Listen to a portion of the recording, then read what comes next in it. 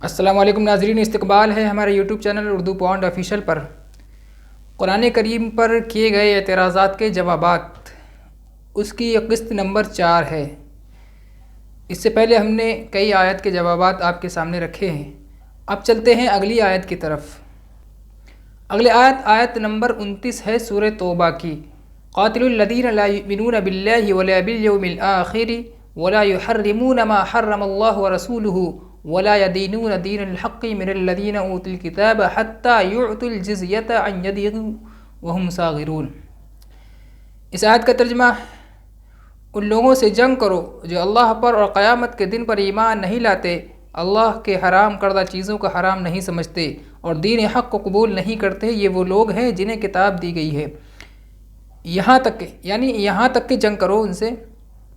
کہ وہ جزیہ یعنی ٹیکس دینے لگیں اپنے ہاتھوں سے، اور وہ اسلامی حکومت کی ماتحتی کو قبول کرنے والے ہوں۔ اس آیت کے اندر مسلم ورودی اور اسلام کے مخالف لوگوں نے یہ اعتراض کیا ہے کہ اس آیت کے اندر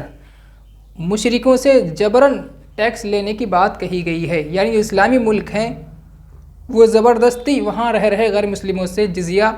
یعنی ان کے لوگوں سے پیسے وصول کریں، اس کے بعد انہیں اپنے ملک میں رہنے دیں، تو گویا کہ یہ ظلم ہے۔ تو اس کا جواب ہم ان عقل کے اندھوں کو یہی دیں گے کہ جزیہ جو قرآن کریم میں کافروں کے لیے رکھا گیا ہے وہ کوئی ظلم نہیں ہے، بلکہ وہ جزیہ ان کافروں کی جان، ان کی مال اور ان کی عزت اور آبرو کی حفاظت کے لیے لیا جاتا ہے۔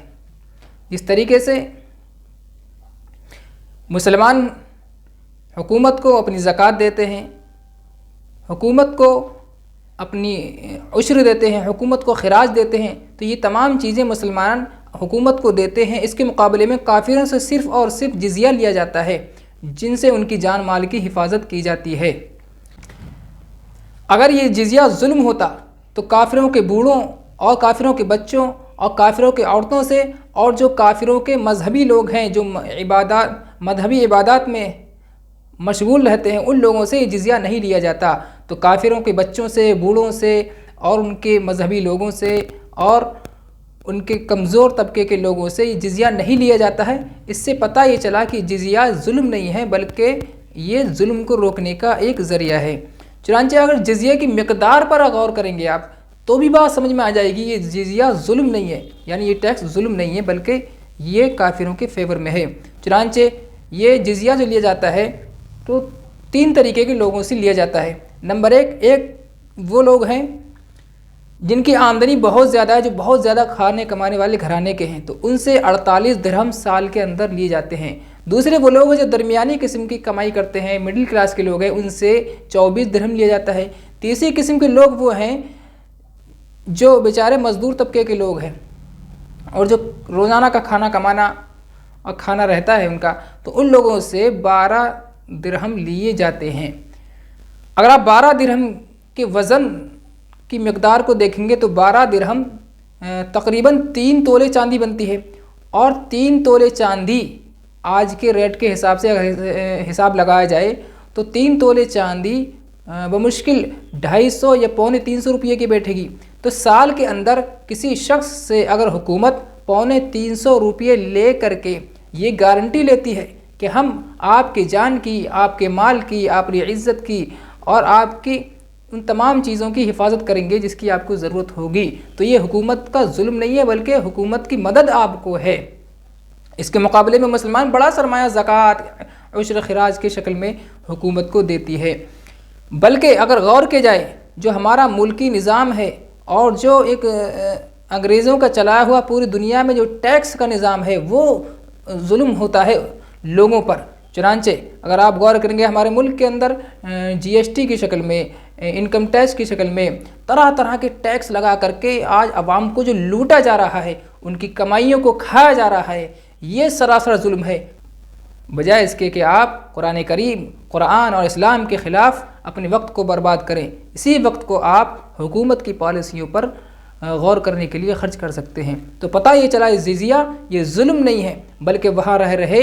اسلامی حکومت میں رہ رہے غیر مسلموں کی حفاظت کے لیے اور ان کے انتظامی امور میں خرچ کرنے کے لیے ان سے یہ معمولی مقدار میں جزیہ لیا جاتا ہے۔ اب چلتے ہیں اگلی آیت کی طرف، وہ ہے سورہ توبہ کی آیت نمبر 28، یا ایھا الذین آمنوا انما المشرکون نجس فلا یقربوا المسجد الحرام۔ اس آیت کا ترجمہ یہ ہے کہ اے ایمان والو، مشرکین کو مسجد حرام کی طرف نہ اس آیت کا ترجمہ یہ ہے کہ اے ایمان والو، مشرکین ناپاک ہیں، ان کو مسجد حرام کی طرف نہ آنے دیا جائے۔ اب اس کو لے کر اسلام کے مخالف لوگوں نے یہ اعتراض کیا ہے کہ اس آیت کے اندر مسلمانوں کے علاوہ جتنے بھی لوگ ہیں ان سب کو ناپاک کہا گیا ہے،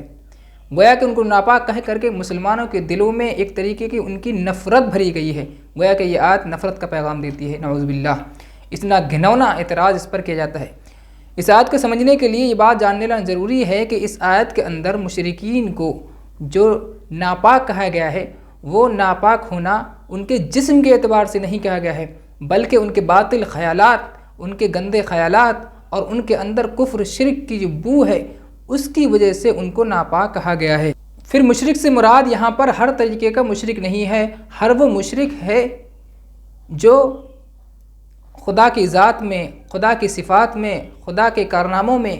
خدا کے اختیار میں کسی کو شریک جان کر اور دوسری چیزوں کی پوجا کرتا ہو۔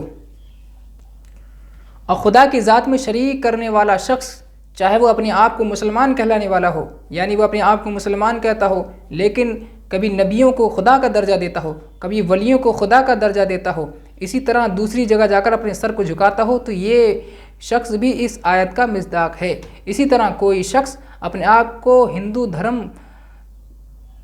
کا جاننے والا کہتا ہے لیکن ہندو دھرم کی مخالفت کرتے ہوئے وہ دوسری چیزوں کی پوجا کرتا ہے۔ اسی طرح عیسائی اور یہودی لوگ جو خدا کے علاوہ دوسری چیزوں کی پوجا کرتے ہیں وہ بھی اپنے اصل دین، اپنے اصل مذہب پر نہیں ہیں، تو گویا کہ وہ لوگ بھی اس آیت کا مصداق ہیں۔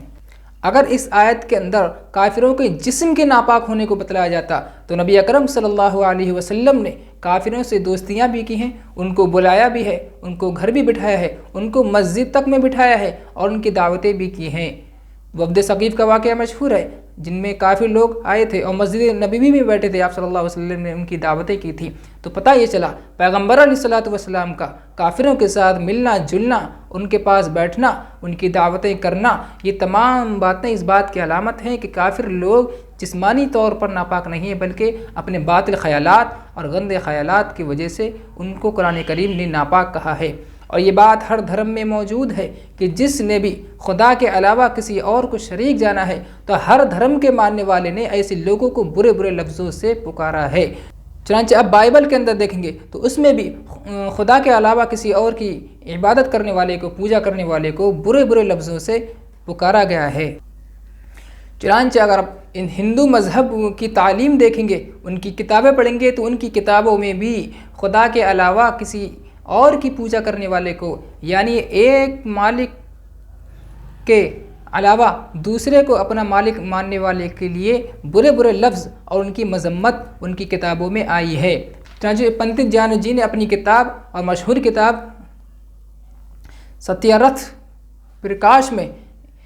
ہندو کتابوں کی حوالوں سے بت پرستوں کی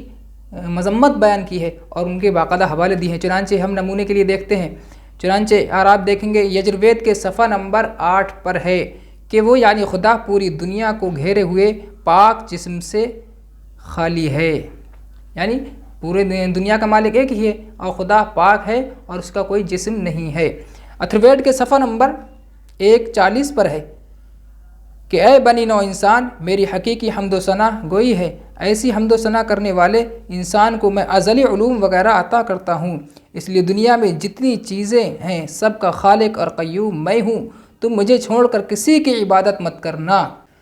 تو جو ہندو دھرم کے ماننے والے ہیں وہ اصل ہندو دھرم پر، اصل ہندو تعلیم پر، جو عیسائیت کو ماننے والے ہیں وہ عیسیٰ علیہ السلام کی تعلیم پر عمل نہ کرنے والے ہوں، اسی طرح یہودی لوگ موسیٰ علیہ السلام کی اصل تعلیم کو فراموش کرنے والے ہوں، تو یہ تمام لوگ اپنے عقیدے، اپنے باطل خیالات کے اعتبار سے ناپاک ہیں۔ چنانچہ بائبل کا آپ مطالعہ کریں گے تو اس میں بھی خدا کی ذات میں کسی کے شریک کرنے والے کو زانی، فاحشہ اور کسبی جیسے الفاظ سے نوازا گیا ہے۔ اور خود ہندو دھرم میں جو آریہ سماج کے خلاف لوگ ہیں ان کے خلاف ان کی کتابوں میں کیسے کیسے الفاظ ملتے ہیں، چنانچہ ملاحظہ فرمائیں رگ وید کے صفحہ نمبر 10، 32، 2 اور 8 پر دیکھیں گے کہ ہمارے پاس وہ دسیوں ہیں جن کا کوئی دھرم نہیں ہے، عقل سے محروم، انسانیت سے خارج۔ اسی طرح رگ وید کے صفحہ نمبر 22 پر ہے کہ اے بہادر تو اپنے ہتھیار سے نکٹے دسیوں کو قتل کرنا۔ یہ نکٹے دسیاں ایک قوم ہے جو ہندو دھرم کی ہی ایک قوم ہے، ان کو نکٹے جیسے الفاظ سے نوازا گیا ہے۔ اسی طرح مختلف ویدوں میں ادھرمی لوگوں کو خبیث، حریص، راکشس جیسے الفاظ دیے گئے ہیں۔ چنانچہ اتھروید میں ہی ایک جگہ ہندو دھرم کے مخالف لوگوں کو بعینہ ہی ناپاک کہا گیا ہے۔ چنانچہ آپ ملاحظہ فرمائیں، یا تو دھاتوں کے دلوں کو تیر سے چھید ڈال، ان کے بازوؤں کو جو تجھ پر حملہ کرنے کے لیے اٹھیں توڑ ڈال، ان شیطانوں کے سامنے بھڑک کر اے اگنی انہیں مار گرا، مردار خوار چتکبر گدھ اسے کھائیں، اس پلید کو آدمیوں سے آدم خوار کی طرح تاک کر ان کے تینوں اوپر کے اعضاء توڑ ڈال۔ یہاں پر پلید کا لفظ ہندو دھرم میں استعمال ہوا ہے، تو پتہ یہ چلا کہ جو شخص بھی اپنے دھرم کے مخالف لوگوں کو جانتا ہو تو ان کے لیے اس کے دھرم میں برے برے لفظ آئے ہیں۔ تو جو بھی اسلام کی مخالفت کرتا ہو، اسلام کو نہ مانتا ہو، اسلام کے خلاف ہر دھرمی پر اتر آیا ہو، تو اسلام نے بھی ان کو ان کے عقیدے کے اعتبار سے، ان کے باطل خیالات کے اعتبار سے ناپاک کہا ہے، اور جسمانی طور پر ناپاک نہیں کہا ہے بلکہ خیالات کے طور پر ناپاک کہا ہے۔ چنانچہ اگر ہندو دھرم کی تعلیمات پر غور کریں گے تو اسلام نے تو باطل خیالات کے اعتبار سے اسلام سے مخالف، یعنی اسلامی دھرم سے مخالفت کے اعتبار سے ان کو ناپاک کہا ہے۔ خود ہندو دھرم میں نسل واد کی بنیاد پر، ذات پات کی بنیاد پر لوگوں کو ایسا ثابت کیا گیا جیسے وہ پاخانے سے بھی زیادہ بدتر لوگ ہیں۔ چنانچہ ان کے آریہ سماج کے لوگوں کو آپ دیکھیں گے کہ وہ دلتوں کی یعنی شودروں کی کیسی عزت کرتے ہیں، ان کو کیا ویلیو دیتے ہیں۔ چنانچہ منو سمرتی کے پیج نمبر 43 اور 12 پر ہے کہ ہاتھی، گھوڑے، شودر یعنی دلت ملچ لوگ ہیں۔ ہاتھی، گھوڑے یعنی شودر اور دلت، تو یہاں پر شودر کا باقاعدہ لفظ استعمال ہوا ہے، یہ لوگ ملچ ہیں۔ چنانچہ منو سمرتی کے ہی صفحہ نمبر 17 اور 4 پر ہے کہ شودر کی لڑکیوں کو پلنگ پر بٹھانے سے نرق یعنی دوزخ میں چلا جاتا ہے۔ تو یہاں پر دلتوں کی لڑکیوں کو کس قدر گیری نگاہ سے دیکھا گیا ہے، یہ دیکھیے، یہ ہمارے اسلام پر اعتراض کرتے ہیں، اپنی تعلیمات پر غور نہیں کرتے۔ اب آگے چلیے دیکھتے جائیے، اسی منو سمرتی میں ہے کہ اگر برہمن بھولے سے بھی شودر کے یعنی دلت کے گھر کھانا کھا لے تو 3 دن تک اپاس کرے یعنی بھوکا رہے، اس کی یہ سزا بتلائی گئی جو بھی دلت کے یہاں کھانا کھا لے۔ آگے ہی منو سمرتی میں دیکھیے، غذا یعنی کھانا سور کی بدبو سے اور کتے کی نظروں سے اور شودر کے یعنی دلت کے چھونے سے ناپاک ہو جاتا ہے۔ تو کھانا اگر دلت ان کے یہاں چھو لے تو وہ ناپاک ہو جاتا ہے۔ ان تمام تصریحات، ان تمام تعلیمات سے یہ بات واضح ہو جاتی ہے کہ جس دھرم نے بھی اپنے مخالف لوگوں کو پایا ہے تو ان کو ان کے باطل خیالات کے نظریے سے ان کو برے برے لفظ دیے ہیں، لیکن ہندو دھرم میں تو عقیدہ اور دھرم اپنی جگہ ذات پات کی بنیاد پر اور انسانیت کی بنیاد پر لوگوں کو ناپاک اور خبیث اور ملچ کہا گیا ہے، جیسا کہ آپ نے ملاحظہ فرمایا۔ یقیناً ہندو دھرم میں یہ تعلیمات اصل ہندو دھرم سے مخالف ہیں۔ اصل ہندو دھرم یہ نہیں ہے، یہ باتیں یعنی شودر کی بے عزتی کرنا اور برہمن کو بڑھاوا دینا، یہ تمام چیزیں بعد کے لوگوں کی ہندو دھرم میں ملاوٹ کی ہوئی ہیں جن کا اپنا مقصد ہے، لیکن اصل ہندو تعلیم ہے وہ یقیناً اس طرح کی نہیں ہوں گی، کیونکہ کوئی بھی دھرم انسانیت کی مخالفت نہیں کرتا ہے۔ تو ان تمام آیات کا خلاصہ، ان تمام باتوں کا خلاصہ یہ ہوا کہ قرآن کریم میں جو مشرک کو ناپاک کہا گیا ہے وہ ان کے باطل خیالات اور گندے خیالات کی بنا پر کہا گیا ہے۔ جیسے ہم کہہ دیتے ہیں اس کے ناپاک ارادے ہیں، ان کے ارادے کچھ غلط ہیں، تو وہاں پر انسان ناپاک نہیں ہوتا بلکہ اس کے ارادے، اس کے خیالات ناپاک ہوتے ہیں۔ اسی طریقے سے یہاں پر اسلام نے ان کو باطل عقیدے کے اعتبار سے ناپاک کہا ہے۔ اب اگلی آیت جس پر اعتراض کیا جاتا ہے وہ سورہ نساء کی آیت نمبر 101 ہے، وہ ہے وَإِذَا ضَرَبْتُمْ فِي الْأَرْضِ فَلَيْسَ عَلَيْكُمْ جُنَاحٌ أَن تَقْصُرُوا مِنَ الصَّلَاةِ إِنْ خِفْتُمْ۔ یہ آخر تک پوری آیت ہے جس کا ترجمہ ہے جب تم زمین پر سفر کرو تو تم پر کوئی حرج نہیں کہ تم نماز کی قصر کرو، یعنی نماز کو شارٹ کٹ پڑھو، یعنی اس آیت میں سفر کے دوران قصر کا حکم موجود ہے۔ اگر تم کو ڈر ہو کہ کافر لوگ تم کو ستائیں گے تو بے شک کافر تمہارے کھلے ہوئے دشمن ہیں۔ یہ کئی آیت ہیں جس پر ایک ہی طریقے کا جواب ہے۔ میں تمام آیات آپ کو پڑھ کے سنا دیتا ہوں، اس کے بعد اس کا خلاصہ بتاؤں گا۔ اگلی آیت ہے سورہ مائدہ کی آیت نمبر 51، یا ایھا الذین آمنوا لا تتخذوا اليہود والنصارى اولیاء بعضهم اولیاء بعض۔ اس کا ترجمہ ہے ایمان والو تم یہودیوں اور عیسائیوں کو دوست مت بناؤ، وہ ایک دوسرے کے دوست ہیں آپس میں، جو بھی تم میں سے ان سے دوستی کرے گا وہ انہی میں سے ہوگا، بے شک اللہ ظالموں کو ہدایت نہیں کرتا۔ اگلی آیت ہے سورہ توبہ کی آیت نمبر 23، یا ایھا الذین آمنوا لا تتخذوا آباءکم واخوانکم اولیاء۔ ترجمہ اے ایمان والو اگر تمہاری ماں باپ بھائی اگر ایمان کو چھوڑ کر کفر کو پسند کریں تو ان کو دوست مت بناؤ، اور تم دوستی کرو گے تو تم ظالم ہوگے۔ اس سے اگلی آیت ہے سورہ مائدہ کی ہی آیت ہے، آیت نمبر 57، یا ایھا الذین آمنوا لا تتخذوا الذین اتخذوا دینکم ہزوا ولعبا۔ یہ پوری آیت ہے۔ ترجمہ ہے اے ایمان والو اہل کتاب جن کو پہلی کتاب مل چکی ہے، جو تمہارے دین کا مذاق اڑاتے ہیں اور ہنسی کھیل سمجھتے ہیں، ان کو دوست مت بناؤ۔ تو ان تمام آیات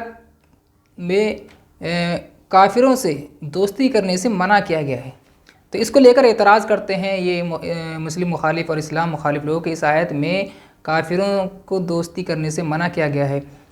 گویا کہ مسلمانوں کو ان کی نفرت کی تعلیم دی گئی ہے کہ ان سے وہ نفرت کریں، ان سے دوستی نہ کریں، میل ملاپ نہ کریں۔ دو باتیں ان آیات کے متعلق جان لینا ضروری ہے۔ پہلی بات تو یہ ہے کہ اس آیت کے اندر تمام کافر مراد نہیں ہیں، بلکہ اللہ کے نبی صلی اللہ علیہ وسلم کے زمانے کے کافر جو مسلمانوں پر حاوی رہتے تھے، مسلمانوں کے پیچھے پڑے رہتے تھے،